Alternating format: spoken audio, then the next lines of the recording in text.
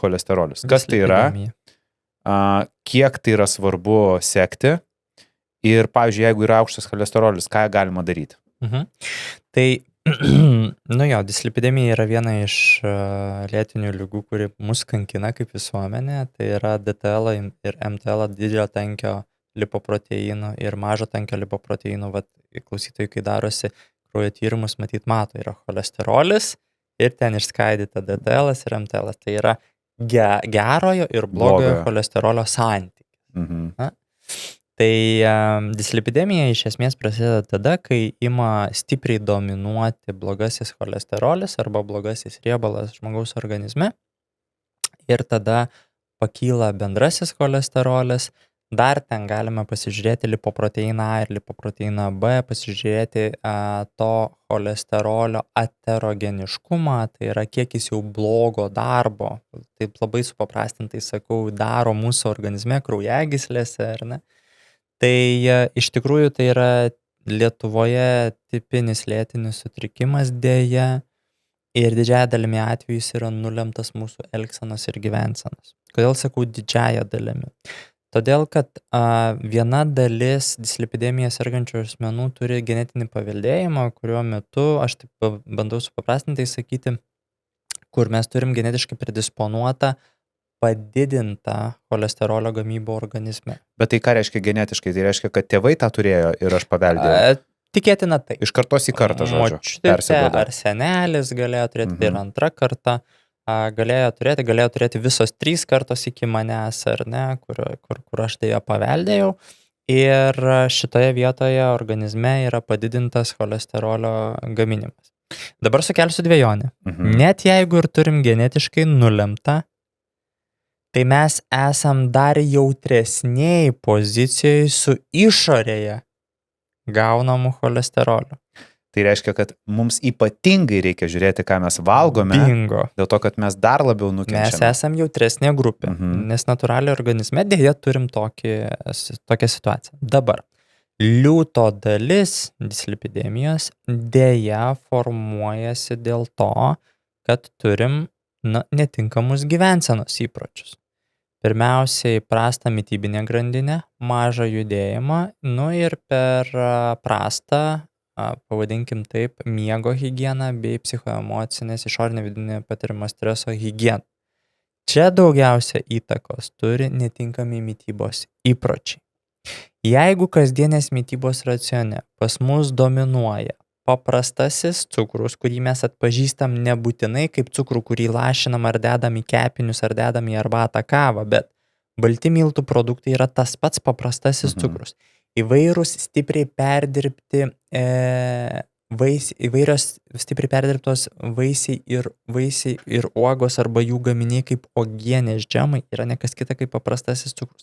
Stipriai perdirbti karščiu išgrūzdinti įvairiausi augalinės kilmės produktai, rafinuoti produktai, lygiai taip pat yra paprastojo cukraus šaltinis, ne?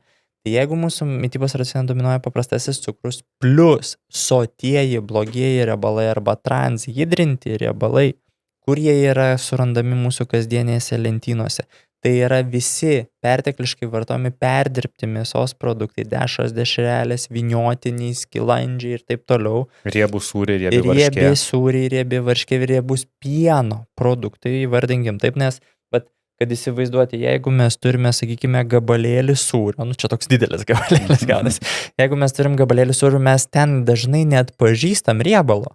Tik kur čia? Tik čia sūris, baltymas. Ne, beveik pusė yra nekas kita, kaip taukai, riebalai, 50% riebumo. Ar ne? Ten yra sotieji riebalai. Sotieji, blogieji riebalai egzistuoja visose pusgaminiuose.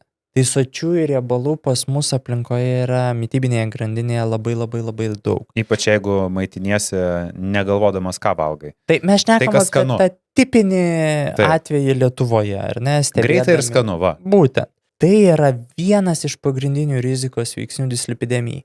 Pradeda sistemoje, supapratinti sakau, kauptis pertekliniai riebalai, jie virsta į, kartu gaunam ir to vadinamo cholesterolio, ir turim problemą, pradeda cirkuliuoti organizme perteklinis blogasis riebalas, gerojo mažai, turim problemą.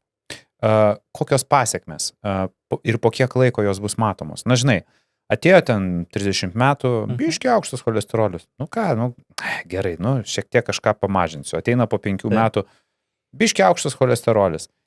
Nu ir vat kiek mes gyvensim taip, kiek mes galime taip tempti, kada atsiras ta tikroji rizika. Nes, mirčių skaičius, aš pasižiūrėjau statistiką, 55% mirčių yra nuo širdies ligų. Taip.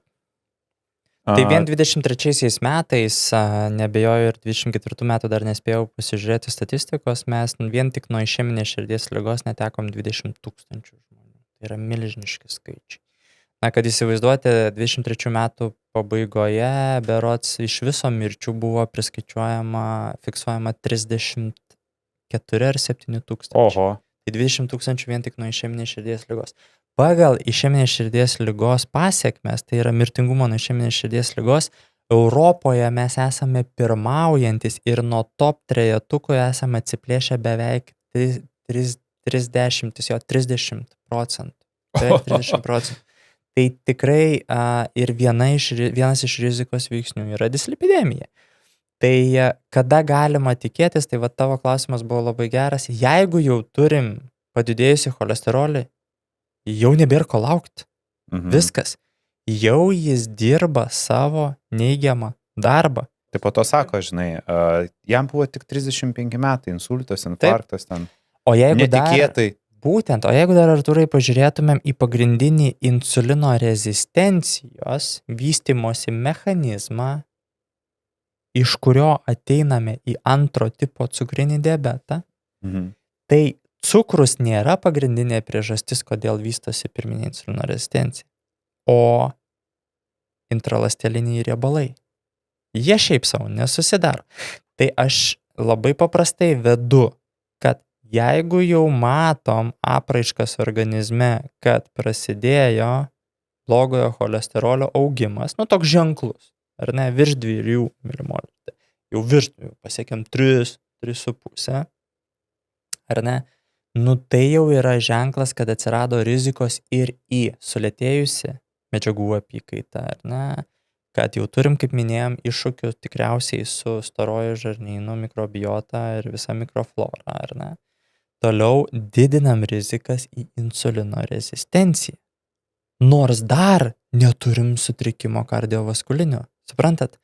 Tai ne veltui, pavyzdžiui, kai jau diagnozuojamas kardiovaskulinis sutrikimas, jis paskui save atsineša kitus lėtinius sutrikimus. Kiek cholesterolis ir viršsvoris turi sąsają? Ar galime sakyti, kad jeigu žmogus turi viršsvorį, tokį jau, kur žinai, tikrai gali pilvą paimti, meilės rankenas, taip toliau. Ar tai gali sąlygo tai, kad tikėtina pas jį ir cholesterolio problemos yra? Duotuoju momentu gali būti visaip, kol žmogaus organizmas geba kompensuoti, jis... Ko jaunesnis turbūt, ar ne? Be abejo, amžiaus faktorius yra labai reikšmingas. Va tai kuo jaunesnis, kol organizmas gali kompensuoti, gali ir turėti to antsvorio, bet pavyzdžiui, tokių kaip hipercholesterolemijos nebus apraiškų. Ne? Bet tai yra laikina, nes antsvoris yra pagrindinis rizikos veiksnys. Dabar vedam loginę grandinę. Kodėl?